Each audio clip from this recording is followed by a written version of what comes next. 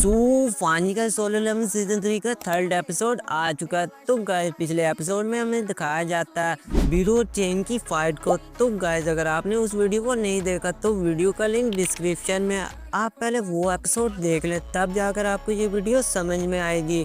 अब आगे हमें फेडरल ब्यूरो की बिल्डिंग को दिखाया जाता है, जिसमें माइकल और मिसेस सेलर डेविड से माफी मांग रहे होते हैं क्योंकि वो जिनों को अपनी गिल्ड में नहीं शामिल कर पाते। इस पर डेविड कहता है कि कोई बात नहीं माइकल, बस मुझे इतना बता दो कि वहाँ पर आखिर क्या हुआ था। फिर माइकल उसे बताता है कि मिसेस सेलर ने जिनों के अंदर कुछ खास ही देख लिया था। इस पर डेविड मिसेस सेलर से पूछता है तो आपके कहने का क्या मतलब है, जिनों एक नेशनल लेवल हंटर है। इस पर मिसेस सेलर कहती है कि मैं आपको सर प्रॉपर एक्सप्लेन करती हूँ कि मैं किस तरह एक हंटर की पावर को वेकन करती हूँ। दरअसल सर मैं हंटर के मन के अंदर किसी दूसरी जगह जाकर उस पावर को वेकन करती हूँ, और अगर सर मुझे उस दूसरी जगह कोई चमकती हुई रोशनी नजर आती है तो मैं उन लोगों को किंग कहती हूँ। लेकिन सर मैं जिनों के मामले में बिल्कुल मुख्तलिफ हूँ, क्योंकि जब मैंने उसके अंदर देखा तो मुझे सिर्फ उसके अंदर डार्कनेस ही डार्कनेस नजर आई, और सबसे बड़ी बात वो डार्कनेस सिर्फ मुझे ही देख रही थी। ये सब सुनकर डेविड बोलता तो आपके कहने का क्या मतलब है,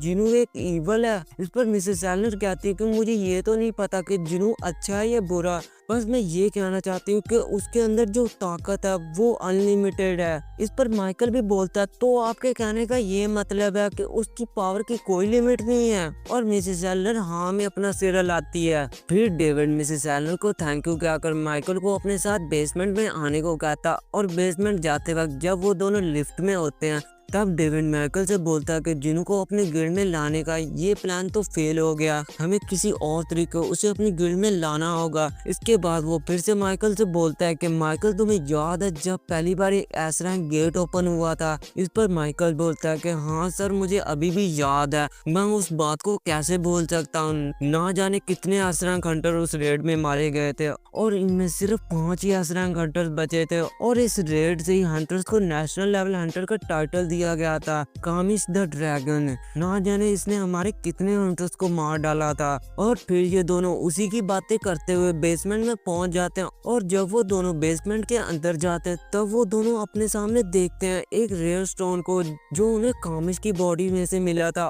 और इनका ये प्लान होता है कि वो ये पत्थर जिनू को दे देंगे। और फिर हमें दिखाया जाता है कामिश की बॉडी को, जो आप देख ही सकते हैं कितनी बड़ी है। इसके बाद हमें जिनू को दिखाया जाता है जो शीशे में खुद को देखकर बोलता है कि मैं पहले से ज्यादा ताकतवर तो हो गया हूँ और मेरी स्किन भी नॉर्मल है। तो फिर मिस चाह ने मुझ में आखिर क्या देख लिया कि वो मुझे पसंद करने लगी है। फिर जिनू जिना के पास जाता और बोलता कि जिना मैं तुम्हें दिखने में कैसा लगता हूँ। इस पर जिना जिनू का मजाक उड़ाते हुए बोलती है कि तुम तो मुझे पहले की तरह बेवकूफ ही नजर आते हो। ये सुनकर दोनों भाई बहनों में फाइट होने शुरू हो जाती है। फिर थोड़ी देर बाद जिनू जिना से बोलता है कि मैंने अपनी एक नई गिल्ड बनाने का सोचा है। इस पर जिना बोलती है कि वाह जिनू तुम तो अब बड़े आदमी बन गए हो। फिर जिनू बोलता है कि मैंने उस गिल्ड का नाम सोलर पेयर रखा, क्या ये नाम ठीक है? लेकिन जिना इस पर बुरा फेस बनाकर बोलती है कि अरे सोलो प्लेयर भी कोई नाम है भला। जिनू कहता है कि ये ठीक नहीं लग रहा क्या? जिना कहते तुम अपने पावर से शैडो सोल्जर्स को बुला सकते हो और फिर तुम सब एक साथ मिलकर फाइट करते हो, तो टेक्निकली देखा है तुम अकेले तो नहीं होना जो सबसे फाइट कर रहा है। ये सुनकर जिनू भी कहता है कि बात तो तुम्हारी ठीक है जिना, तो तुम ही बता दो कि क्या नाम होना चाहिए। फिर जिना कहती है कि आर्जिन कैसा नाम रहेगा,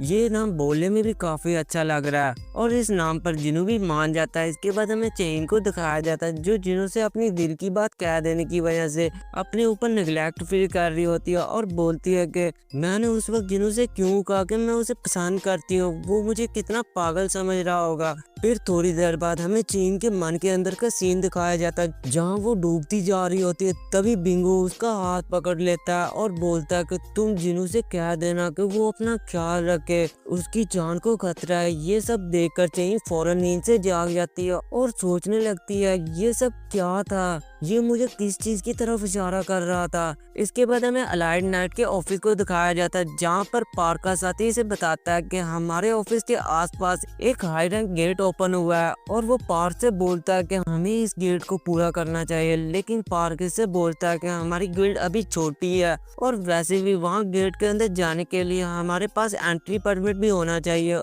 और इसलिए हमारे पास कुछ हाई लेवल हंटर्स भी होने चाहिए, और वो हमारे पास नहीं है, इसलिए हम वहाँ पर नहीं जा सकते। ये दोनों ऐसी बातें कर रहे होते हैं कि तभी एक लड़की इन्हें पीछे से आवाज लगाती है, और इस लड़की का नाम जिंग यून होता है, और वो पार्क से बोलती है कि एक हंटर है जिससे हमें वहां जाने का जरूर परमिट मिल जाएगा। पार्क कहता है कि वो top level a rank get है, एक हंटर से भला क्या ही हो जाएगा। तभी अचानक पार्क को कुछ याद आता है, और वो लड़की इस पर कहती है, तो सर आपको पता चल गया कि मैं किसकी बात कर रही हूँ। और पार्क कहता है कि हाँ, तुम सन जिनू की बात कर रही हो ना, ये अच्छा मौका, सन जिनू की मदद से हमें परमिट जरूर मिल जाएगा, इसलिए हमें उसके पास जाना चाहिए। इन सभी के बाद हमें जिनू को दिखाया जाता है, जो जिनवू से कहता है कि हमारी गिल्ड का नाम आर्जिंग ठीक नाम है। ये सुनकर जिनवू बहुत खुश होता है और बोलता है कि सोलो प्लेयर के अलावा कोई भी नाम चलेगा। इसके बाद जिनू बोलता है कि हमें हमारे गिल्ड के लिए एक और मेंबर की भी जरूरत है। इस पर जिनवू कहता है कि मिस चा का क्या हुआ, आप उसे अपनी गिल्ड में नहीं शामिल करने वाले। जिनू बोलता है कि मिस चा एक ऐसा हंटर है,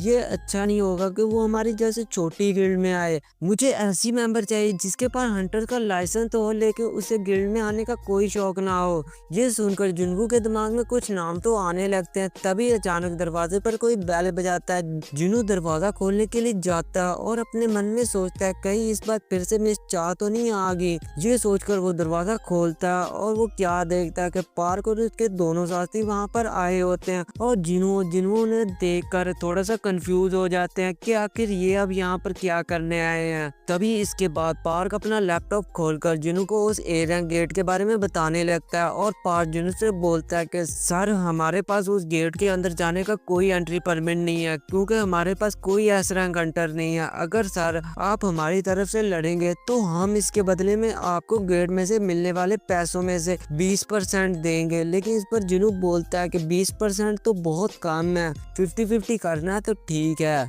ये सुनकर पार्क चौंक जाता, और जिनू इस पर और भी कहता है कि तुम मुझे उस वक्त ट्रीट एक गिल्ड मास्टर की तरह करोगे, ना कि एक आम हंटर की तरह, क्योंकि मेरे पास भी अब गिल्ड है जिसका नाम आर्जिन है। ये सुनकर पार्क बोलता है 40% कर लीजिए, हमें बाकी हंटर्स को भी पैसे देने पड़ते हैं। लेकिन जिनू कहता है कि मैंने तुमसे कहा नहीं, 50% से 1% भी कम नहीं है, अगर तुम नहीं दे सकते तो तुम यहाँ से जा सकते हो। फिर थोड़ी देर सोचने के बाद आखिर पार्क मान जाता है, और फिर वो दोनों आपस में हाथ मिलाते हैं, और जिनू बोलता है मैं कल तुम्हारे साथ चलूंगा, आज रात मुझे थोड़ा सा काम है। और पार्क भी जिनू की ये बात मान जाता है। इसके बाद हमें कल का सीन दिखाया जाता है, जहाँ गेट के बाहर सभी हंटर्स खड़े हुए होते हैं, और पार्क तो सिर्फ जिनू का ही इंतजार कर रहा था कि वो जल्दी यहाँ पर पहुंच जाए। वहीं दूसरी तरफ हमें जिनू को दिखाया जाता है, जो मौसम खराब होते देखकर बोलता है उम्मीद है जिना ने अपने साथ छाता लिया होगा। इसके बाद वो अपने शैडो चेंज स्किल को यूज कर देता है। इन सभी के बाद हमें स्कूल का सीन दिखाया जाता है, और स्कूल के अंदर हमें 3 लड़कों को दिखाया जाता है जो स्कूल के बेसमेंट की तरफ जा रहे होते हैं। बेसमेंट में पहुंचते उन्हें उसके अंदर एक गेट नजर आता है, जिसे देखकर वो सभी चौंक जाते हैं, और उनमें से एक लड़के को पता नहीं क्या सूझती है,